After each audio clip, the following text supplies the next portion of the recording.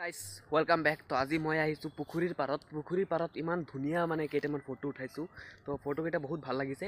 তো ভাবি আছোঁ আপোনালোকক ভিউটো দেখাই দিওঁ। তো ভিউটো দেখাবলৈ ইয়াত চাওক, এইটো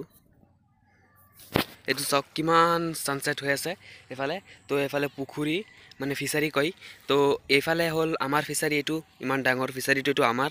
আৰু এইফালে আছে মোৰ এইটো খুৰাৰ ল'ৰা, আৰু সেইটো হ'ল এইটো মোৰ ভনী। তো এইফালে চাওক, তো এইফালে মানে ৰাতিপুৱা টাইপত মানে কি হয় আপোনাৰ, ৰাতিপুৱা মানে এইফালে কি হয় আপোনাৰ বগলী আহে। তো বগলী আহে, তাৰপিছত বিভিন্ন ধৰণৰ চৰাই চিৰিকটি আহে, বহুত চাই পেলাই বহুত ভাল লাগে। পিছত ছানৰাইজ হৈ থাকে না, বহুত ভাল লাগে। তো আপোনালোকৰ ভিডিঅ'টো মোৰ লাইক কৰি দিব যদি ভাল লাগে, আৰু ছাবস্ক্ৰাইব এটা কৰি দিব চেনেলত যদি নতুন থাকে।